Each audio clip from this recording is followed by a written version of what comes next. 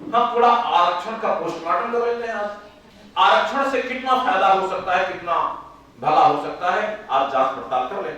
देखो, जनसंख्या में दो तरह के लोग होते हैं। एक तो बुढ़े होते हैं, उनको काम चाहिए नहीं। अब एक बच्चे होते हैं, उनके काम चाहिए नहीं। दो निकाल लो, तो जो 20 के जवान बच गए वो कितने हैं? भारत में रोजगार चाहने वालों की संख्या 46 करोड़ 60 लाख।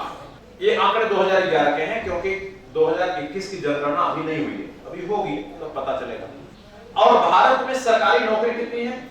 1 करोड़ 76 लाख, जिसमें सब जोड़ के नीचे चपरासी से लेकर कैबिनेट सेक्रेटरी तक सब जोड़ के। अब भारत में प्राइवेट सेक्टर, ये टाटा बिरला अंबानी, कितने लोगों को नौकरी इनके यहां मिलती है? 1 करोड़ 14 लाख। सरकारी प्राइवेट दोनों जोड़ दो, कितनी नौकरी मिली? 2 करोड़ 90 लाख। और रोजगार जिन लोगों को मिल गया, उनका परसेंटेज कितना है? 100 में से कितने आदमी को नौकरी मिली हुई है, काम मिला हुआ है? ये रिजर्व बैंक का आंकड़ा है। 100 में 6 लोग, 6%, मतलब 94% लोगों को नौकरी नहीं मिली है। बेरोजगार लोगों का प्रतिशत 94 है। और बेरोजगार लोगों की संख्या कितनी है? अब जो 46 करोड़ 60 लाख थे, उसमें 2 करोड़ 90 लाख घटाओ, कितना आएगा? 43 करोड़ 70 लाख लोगों को रोजगार नहीं मिला हुआ है। आगे भारत में सरकारी क्षेत्र में रोजगार प्राप्त ओबीसी लोगों की संख्या, पिछड़े जाति के कितने हैं जो नौकरी में? 27% तो 27% होगा भाई। तो 1 करोड़ 76 लाख के 27% कर दो, कितना बना? 47 लाख 52 हजार। सरकारी क्षेत्र में जो नौकरी मिली एससी के लोग, वो कितने हैं? वो 15% कर दो।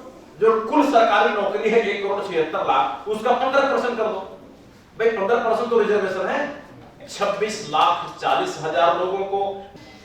अब भारत में एसटी के लोगों को जोड़ो, वो कितने हैं? 7% रिजर्वेशन है इनका। 7% रिजर्वेशन 1 करोड़ 76 लाख का 7% करोगे, कितना आएगा? 12 लाख 32 हजार। भारत में सरकारी क्षेत्र में बेरोजगारी के लिए आरक्षण प्राप्त ओबीसी लोगों की संख्या वो कितनी बनी? 21 करोड़ कुल हैं नौकरी मांगने वाले ओबीसी में, और नौकरी मिली कितने को? 47 लाख 52 हजार को नौकरी मिली। अब घटा दो, इसको माइनस कर दो, कितना बचे? 20 करोड़ 54 लाख। 20 करोड़ 54 लाख को नौकरी कभी नहीं मिली। अब नौकरी कितना को मिली? 47 लाख 52 हजार। अब 20 करोड़ 54 लाख को कभी भी रोजगार नहीं मिलेगा, नौकरी नहीं मिलेगी। अब रिजर्वेशन की वकालत जो करते हैं कि रिजर्वेशन से समस्या हल हो जाएगी, उनके पास इस बात का क्या जवाब है कि ये जो 20 करोड़ 54 लाख आदमी हैं ओबीसी के, पिछड़े वर्ग के, उनके जिंदगी कैसे चली? वो क्या पाकिस्तान के पास जाकर के जिंदगी चलाएं कि चीन के पास जाए? वो भी तो देश का नागरिक है, कहां जाए? अनुसूचित जाति के लोगों की संख्या कुल कितना? 9.1 करोड़ नौकरी चाहने वाले, और नौकरी मिली कितने को? 26 लाख 40 हजार लोगों को। घटा दीजिए, बचा कितना? 8 करोड़ 83 लाख। अनुसूचित जाति के वो लोग हैं 8 करोड़ 83 लाख जिनको कभी नौकरी नहीं मिली। ये कितना परसेंटेज बना? 97%। मतलब 97% आदमी को जो अनुसूचित जाति में है, उन्हें रिजर्वेशन का फायदा कभी नहीं मिलेगा। अब फायदा कितना मिलेगा? 3%। ओबीसी के लोगों को जो फायदा नहीं मिलेगा, 97.8 यानी 2.2% लोगों को फायदा मिला। रिजर्वेशन के फायदा कितने लोगों को है? 2% लोग। अब बाकी 98% लोगों को रिजर्वेशन का कोई फायदा नहीं मिलता। अब अनुसूचित जाति, जरा एसटी में देखो, बोलो देखो, ये बोलो एसटी है ना, इनका देखो, इनकी पोजीशन ये है कि इनकी कुल जनसंख्या जो रोजगार मांग रही है वो है 3.8 करोड़ पूरे देश के। अब नौकरी कितने मिली इनको? 12 लाख 32 हजार। घटा दो दोनों में, कितना बचा? 3 करोड़ 67 लाख वो लोग हैं एसटी के जिनको कभी भी रोजगार नहीं मिलेगा। ये प्रतिशत कितना बना? 96.5%। 96.5% एसटी को कभी रोजगार नहीं मिलेगा, 97% एससी को कभी रोजगार नहीं मिलेगा, और 97.8% ओबीसी को कभी रोजगार नहीं मिलेगा। अब ये जो इतने प्रतिशत लोगों को रोजगार नहीं मिलेगा आरक्षण से, तो उनकी जिंदगी कैसे चलेगी? वो नागरिक नहीं है कि वो इंसान नहीं है, वो जानवर है क्या? उनका उत्तर सरकार के पास क्या है? ये जो रिजर्वेशन की ही वकालत करते हैं कि रिजर्वेशन हो जाएगा तो फिर स्वर्ग उतर आएगा, रिजर्वेशन की कुछ कुर्सियां खाली हैं, सारी खाली कुर्सियां भर जाएंगी तो स्वर्ग धरती पर उतर पड़ेगा, ये झूठ बात है कि नहीं? रिजर्वेशन मिलना चाहिए, लेकिन रिजर्वेशन केवल ऊंट के मुंह में जीरा है, ये खाने की थाली में भोजन नहीं है, ये केवल सलाद है। सलाद से पेट भर लेंगे क्या? भोजन तो चाहिए। ओबीसी की जनसंख्या 60 करोड़ है, 21 करोड़ नौकरी मांग रहे हैं, नौकरी मिली है 47,52,000 को, 2.2% को नौकरी मिली है, 20 करोड़ 52 लाख को नौकरी नहीं मिली है, बेरोजगारी के लिए आरक्षण मिला है उनको, और इनका प्रतिशत बना 97.8। एससी अनुसूचित जाति के लोगों की संख्या है 19 करोड़, जिसमें 9.1 करोड़ नौकरी मांग रहे हैं, और नौकरी मिली है 26,40,000 लोगों को, 2.9% लोगों को नौकरी मिली है, 8 करोड़ 83 लाख लोगों को बेरोजगारी का आरक्षण मिला है, जिनको कभी रोजगार नहीं मिलेगा, प्रतिशत बना 97। एसटी के लोगों को देखिए, अनुसूचित जनजाति के 8 करोड़ इनकी जनसंख्या है, 3.8 करोड़ लोग नौकरी मांग रहे हैं, 12,32,000 को नौकरी मिली हुई है, और 3.67 करोड़ लोगों को नौकरी कभी नहीं मिलेगी, इसका रिजर्वेशन मिला है। जनरल में ब्राह्मण, ठाकुर, बनिया, ये 3 बिरादरी में ग्रेजुएशन कितने लोगों का है परसेंट मालूम? 86% लोग ग्रेजुएट हैं, और रोजगार इन लोग कितना मिला है? 89.7 लाख लोगों को रोजगार मिला है इस कम्युनिटी में। अब जरा ओबीसी में देखिए, ओबीसी की जनसंख्या बताते हैं 60 करोड़ है, और ग्रेजुएट लोग कितने हैं? 21 करोड़, नौकरी कितने मिली है? 47,52,000। ठीक है, अगर ये देखें तो ये पता चलता है कि जो एससी, एसटी, ओबीसी के लोगों को नौकरी ज्यादा नहीं मिल रही है, उसकी ये वजह है कि वो पढ़ते नहीं है, उनके पढ़ाई का परसेंटेज कम है। जब पढ़ोगे ही नहीं तो नौकरी कहां से मिल जाएगी? अब पढ़ते क्यों नहीं है? क्या शौक है नहीं पढ़ने का? क्यों नहीं पढ़ते? अनुसूचित जाति, जनजाति और ओबीसी पिछड़े वर्ग के लोग पढ़ते क्यों नहीं? क्योंकि घर में पैसा नहीं, पढ़ाई में पैसा खर्च होता है। सरकार के स्कूल खोल देने से पढ़ाई नहीं होती है। जब तक माँ बाप उस लायक नहीं होंगे, पढ़ाने लायक, बच्चा पढ़ नहीं पाएगा।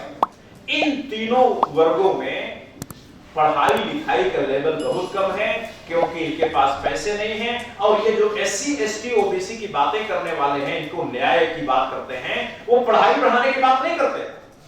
अब इनके घरों में पैसा जाए इसकी बात भी नहीं करते।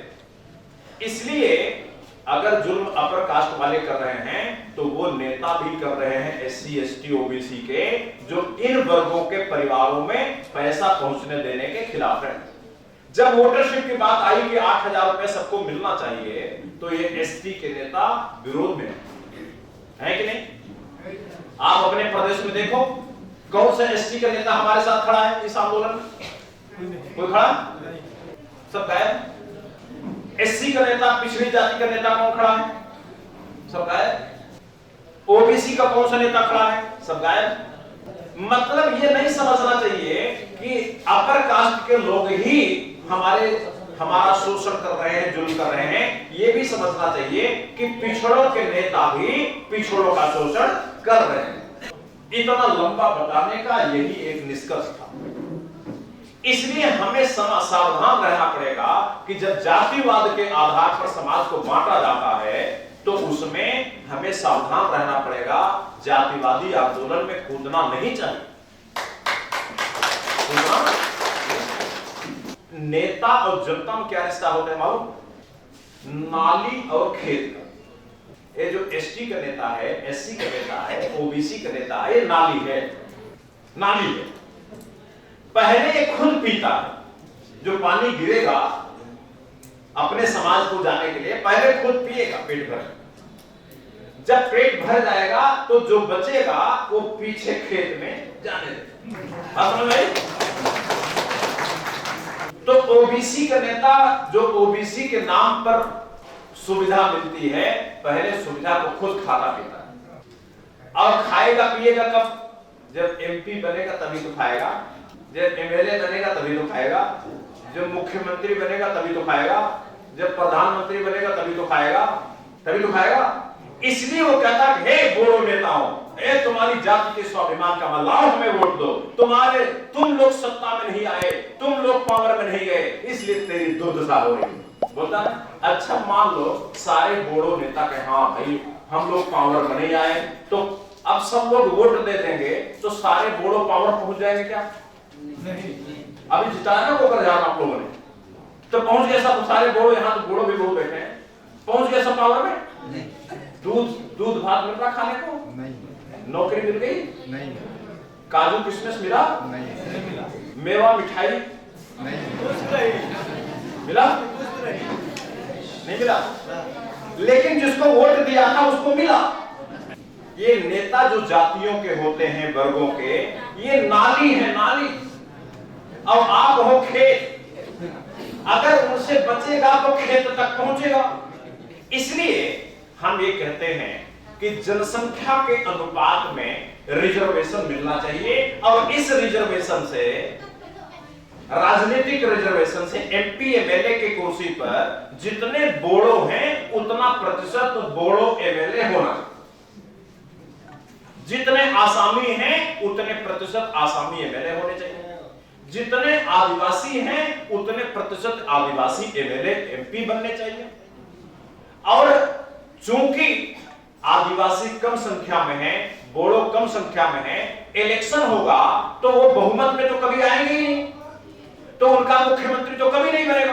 बनेगा क्या? नहीं बनेगा, कभी नहीं बनेगा। 50 साल 1000 साल तक उनका मुख्यमंत्री कभी बनेगा ही नहीं। तो एक काम क्यों नहीं कर लें कि मुख्यमंत्री के पद पर भी रिजर्वेशन करें। एमपी के एमएलए के पद पर रिजर्वेशन है, पहले से मालूम है ना, एससी एसटी को रिजर्वेशन है, मुख्यमंत्री और प्रधानमंत्री के पद पर रिजर्वेशन नहीं है। जब एमपी एमएलए के पद पर रिजर्वेशन है, आरक्षण है, तो मुख्यमंत्री के पद पर भी रिजर्वेशन कर दो। और ये 5 साल एक मुख्यमंत्री आता है, खूंटा गाड़ के बैठ जाता है, इसकी क्या जरूरत? 5 साल में 5 मुख्यमंत्री भी तो बन सकते हैं। 5 नालियों को पीने को मिलेगा। अभी एक नाली पी रही है, आसामी नाली, आसामी नाली पी रही है, ये बोड़ो नाली जीभ लपलपा रही है, पानी मिली ना, जीभ लप लप कर रही है, आदिवासी का जीभ लप लप कर रही है, पानी मिलता है। इलेक्शन से तो होगा ही नहीं, रिजर्वेशन से होगा। इसलिए अगर 5 साल में 5 मुख्यमंत्री बन जाएं, एक आसामी अभी हैं हमारे, चली रहे जी। अब 1 साल जब पूरा हो जाए तो इनको हटा दो, अब एक बोड़ो बन जाए, एक बोड़ो मुख्यमंत्री बन जाए कोई भी, ठीक है। फिर दूसरी बात ये भी हटा दो, एक तीसरा आदिवासी बना दो, चौथा ओबीसी बना दो, और 5वां एक मुसलमान भी बना दो। क्या जाता है? जितने समाज हैं सभी नालियों को पानी पीने के लिए मिल जाएगा, आत्मा को शांति मिल जाएगी। आत्मा को शांति मिल जाएगी कि नहीं? अब जब ये बात बोलोगे कि भैया आदिवासी नेता हम तो तेरे को मुख्यमंत्री बनाना चाहे, तो आ मेरे साथ, तब वहां कहीं पीछे जाके कोने में बैठक शुरू करे, तब ट्रेनिंग में आएगा? नहीं आएगा। जब उसके फायदे की बात कुछ करोगे तब आएगा। अब अगर नाली आ गई तो कुछ तो बचेगा खेत में पहुंचने के लिए। अभी हमारे संगठन में नालियां गायब है, खेत ही खेत है। बात समझ रहे हैं? इसलिए इलेक्शन आता है तो खेत लड़ जाते हैं, खेत क्या करे बेचारा, नाली तो है, नाली है तो नाली खेत का रिश्ता बनना चाहिए। आरक्षण लागू होना चाहिए, जितना आरक्षण है वो मिलना चाहिए, बल्कि जिस समाज का जितना हिस्सा है, ओबीसी का जनसंख्या जितनी है उतने एमपी एमएलए मुख्यमंत्री प्रधानमंत्री ओबीसी के होने चाहिए। जितना एससी एसटी की जनसंख्या है उतना एमपी एमएलए मुख्यमंत्री प्रधानमंत्री एससी एसटी होने चाहिए। इस तरह का नया रिजर्वेशन सिस्टम लागू होगा तो हमें नेताओं को भी न्याय मिलेगा और जनता को वोटरशिप से न्याय मिलेगा। जनता को तो न्याय तभी मिलेगा जब उन्हें 8,000 रुपया मिल जाए, इसके पहले उनको न्याय मिलने वाला नहीं है। लेकिन नेता ये 8,000 की बात मानेगा नहीं जब तक उसको मुख्यमंत्री नहीं बनाओ, वो मानेगा। इसलिए उसको मुख्यमंत्री बना दो, उसको एमपी एमएलए बना दो और खुद 8,000 रुपए का इंतजाम कर लो। नेता भी सुखी, जनता भी सुखी, खेत भी हरा भरा और नाली भी लबालब।